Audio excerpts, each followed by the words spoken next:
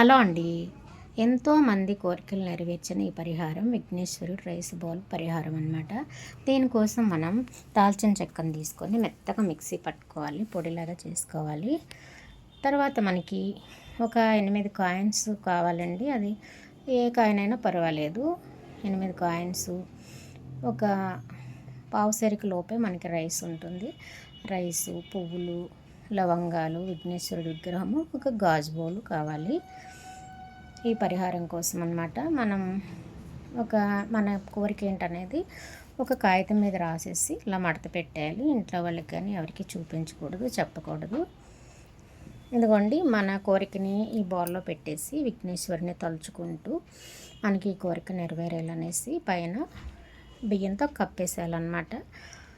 ఈ పేపర్ని మొత్తం బియ్యంతో కప్పేసిన తర్వాత మనం 8 కాయిన్స్ తీసుకున్నాం కదా, ఆ 8 కాయిన్స్లో 3 కాయిన్స్ని పెట్టుకోండి.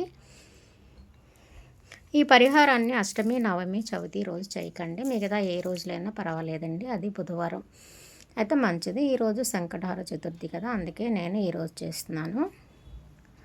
ఇదిగోండి, 3 కాయిన్స్ ఇలా పెట్టేసుకొని మళ్ళీ బియ్యంతో కప్పేసుకోవాలి. ఈ బియ్యం మంచి బియ్యాన్ని తీసుకోండి.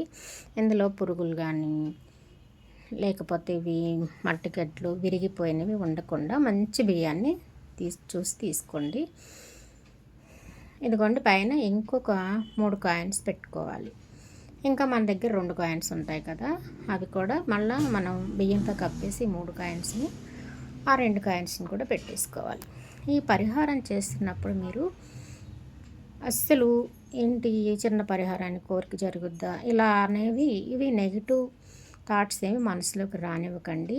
మనకి ఈ కోరిక జరుగుద్ది, నెరవేరుద్ది అనే నమ్మకంతో పెట్టండి. నమ్మకంతో పెడితేనే మనకి కోరిక నెరవేరుద్ది అనమాట. తర్వాత 3 లవంగాలు, దాల్చిన చెక్క పొడి వేసేసి విఘ్నేశ్వరుడు విగ్రహం పెట్టేసుకొని మన మనసులో కోరిక చెప్పుకొని పువ్వులు సమర్పించాలి, కొంచెం ధూపం సమర్పించాలండి. అంతే. ఇంకా దీపారాధనలు, నైవేద్యాలు ఏమీ పెట్టక్కర్లేదండి. ఇప్పుడు ఈ రైస్ బౌల్ తీసుకెళ్ళి మీరు హాల్లో అయినా పెట్టుకోవచ్చు. మనకి ఎప్పుడు కనిపించేలా పెట్టండి. పెట్టి ప్రతిరోజు ఈ పువ్వులు తీసేసి మళ్ళీ ఫ్రెష్ పువ్వులు పెట్టి మన కోరికని చెప్పుకుంటూ ధూపం చూపించాలి. ఆడవాళ్ళు అయితే మీకు కుదరని టైంలో పిల్లలు, హస్బెండ్ ఎవరైనా చేయొచ్చు అన్నమాట. పువ్వులు పెట్టేసి ధూపం చూపించాలి. మీ కోరికను మాత్రం విఘ్నేశ్వరుని చూసినప్పుడల్లా చెప్పుకుంటూ ఉండండి. మీ కోరిక నెరవేరగానే ఈ బియ్యాన్ని పారే నీళ్ళల్లో కానీ పక్షులకు కానీ వేసేయండి. ఆ కాయిన్స్ విఘ్నేశ్వర స్వామి గుడిలో వేసేయచ్చు, లేదంటే మళ్ళా పరిహారం కావాలన్నా ఇట్లా వాడుకోవచ్చు. ఆ పేపర్ని వాటర్లో కలిపేసి చెట్ల మొదట్లో పోసేయండి.